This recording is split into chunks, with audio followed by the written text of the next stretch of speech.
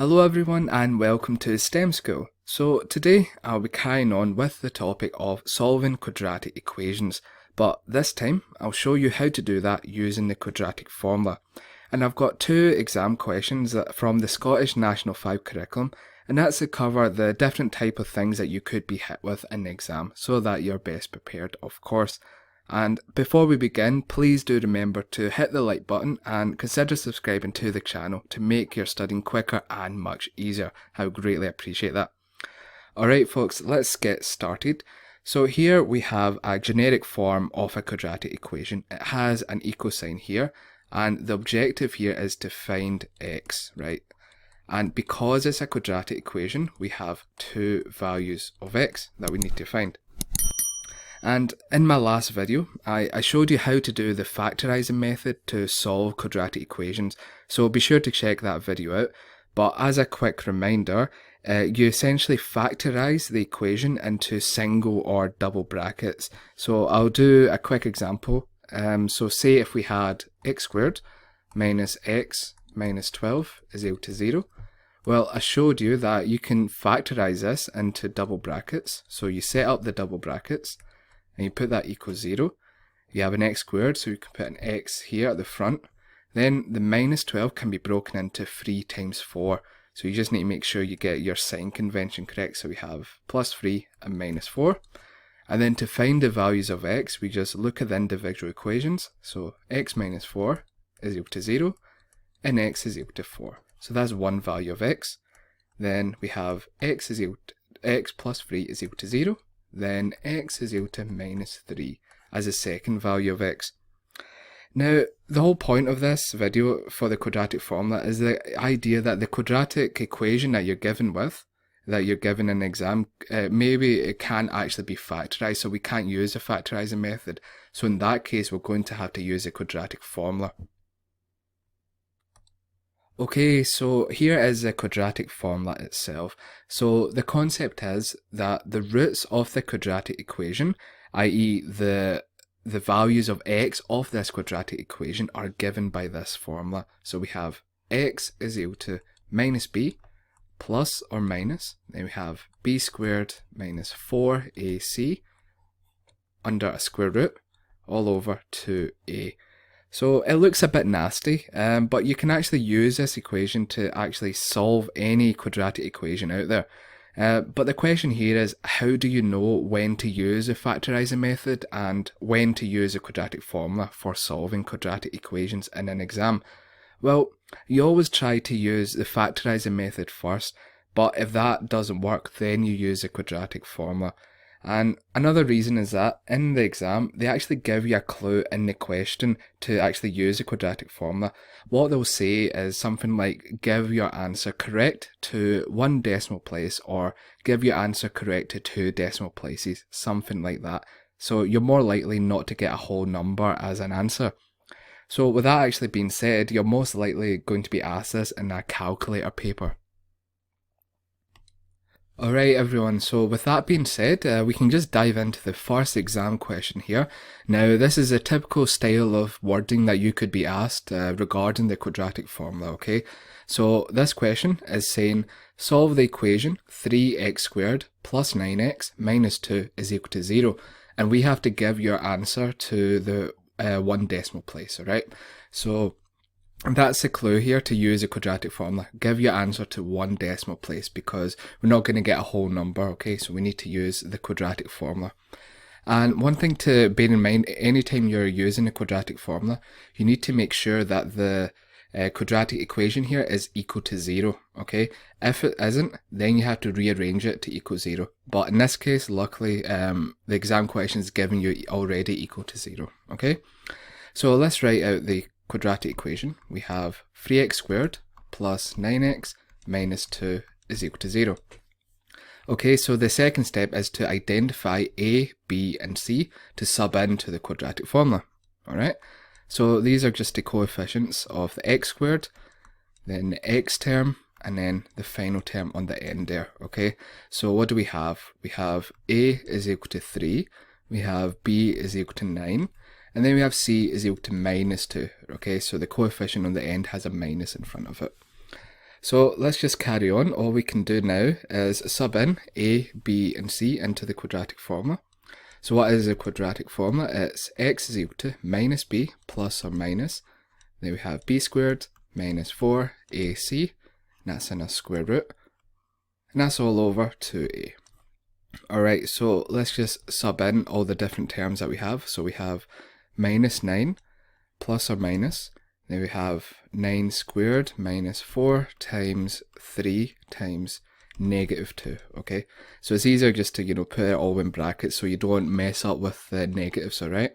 So we have then a is equal to 3, so we can put that on the end there. Alright, so let's carry on with this. So what do we have? We can have minus 9 plus or minus. So this is a calculator paper, right? So we can just pop it into the calculator, but I'll write it in full so that you can see what's happening. So 9 squared is 81. Then we have minus 4 times 3 times negative 2.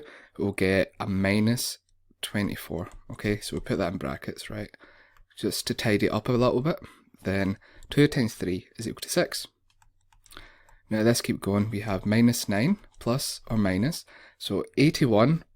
So 81 minus 24. That's 81 plus 24. So we have 105 and a square root all over 6. So we're nearly at the end here. What we can say is that we have two values of x, right? So the first one will be minus 9. And then we'll do the plus first, right? So we'll do minus 9 plus root 105 all over 6. Okay, so when you put that into the calculator, you'll just get x is equal to 0.2. Okay, doc. So just remember to look at the question carefully, and it's asking for one decimal place as our answer. Alright, so the second value of x will be minus 9 minus root 105 all over 6. Right? When you put that into the calculator, you'll get x is equal to minus 3.2. So those are our two values of x there. So simple as that. So that last question there was a pretty simple process to follow. Now this question here that I want to go over is probably the hardest type of question that I've seen regarding the quadratic formula, because this is just pure problem solving. So let's see what this question is saying. So it's saying the roots of the equation x squared minus 6x minus 81 is equal to 0. Well, that quadratic equation can be expressed in the form x is equal to d plus or minus d root e. And we have to find algebraically the values of d and e. Now this is like I said, this is a very different style of wording from the question that we've seen before, right? So we have a quadratic equation here. Right, it's already equal to 0, so we don't need to rearrange it. And we have this equation of n that we're trying to get to. So when you have a quadratic equation and you want to find the values of x, you should think mentally, you should go through the procedure. Can I do factorizing method? If that can't do that, can I do the quadratic formula, or can I do, completing the square, okay?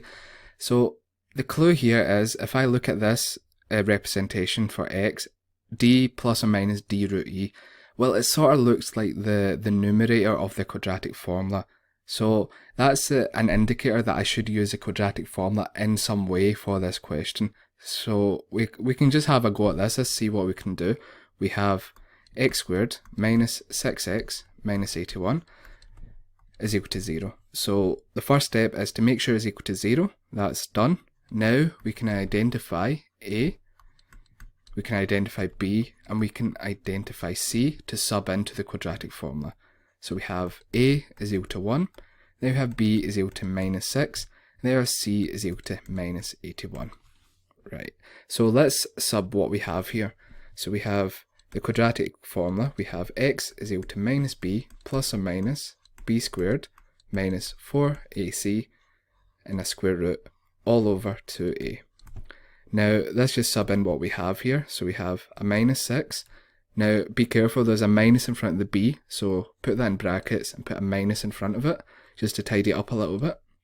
Then in the square root we have minus 6 squared minus 4 times 1 times minus 81. And you put all of that in a in a square root, and that's the denominator is going to be 2 multiplied by 1. Okay, so let's keep going here. It's a non-calculator paper, remember, so it's going to be a bit more awkward to work out, but let's have a go. So we have minus 6, that'll be a positive 6, plus or minus. So we have minus 6 squared, that'll be 36, minus, and when you work out this, it will be minus 324, okay? And that's all under a square root, and then 2 times 1 is 2 for the denominator. So let's simplify this further.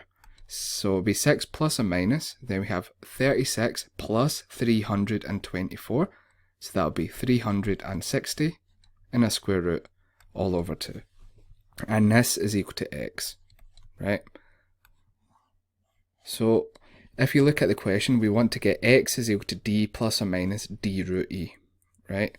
So this is the form that we want to get. X is equal to d plus or minus d root e, right? So clearly we're going to have to simplify this in some way to get this form, and so we can identify d and e. So what we can actually do is simplify the surd, right? So hopefully in your curriculum you will have went over the rules of surds, but if you haven't, you can always check out my video on the rules of surds. What we can do is we can simplify this big surd. Root AB can be broken into root A times root B, okay? So in other words, so root 360 can actually be broken down into root A times root B. So this is the form that we use to simplify a big surd. Because this isn't a square number, it doesn't have an exact answer, and it's a non-calculator paper, so you won't be able to work that out manually in your head. So essentially what you're doing here is you're splitting the number being square rooted. So we're splitting 360 into a product of at least one other square number, right? So what is a square number? So just as a reminder, so we have 1, 4, 9, 16, 25, then we have 36, 49, then we have 64, then we have 81, 100, and so on. Okay, so let's keep going. We can break 360. So you have to ask yourself, what square number multiplied by any other number makes 360? So I know 36 times 10 is equal to 360. So I'm going to use the square number of 36 here. So we can say the root 360 can be broken down into, so using this rule, can be broken down into root 36 times root 10. And when you simplify that, root 36 is 6, so it will be 6 root 10. Okay, so we can just substitute in, so we have x is equal to 6 plus or minus, so we have root 360, so we substitute 6 root 10 all over 2. Now we're nearly at the end there, so just as a reminder, we want to get x is equal to d plus or minus d root e to identify them, okay? So we can simplify this in some way. We can take a common factor out to get rid of the denominator. We can take a common factor of 2, so it'll be 3 plus or minus 3 root 10, and that'll all over 2. Now we can cancel out the 2, so what we're left with is x is equal to 3 plus or minus 3 root 10. So to answer the question completely, what we can say is that d is equal to 3 and e is equal to 10 as our final answer. Alright, so that was a tough problem solving example to finish up on, but hopefully now you have a really good idea how to approach these types of questions in the exam. And in my next video I'll be covering completing the square method, so be sure to check that video out. And as always, please do like and subscribe to the channel, and I'll see you in the next video.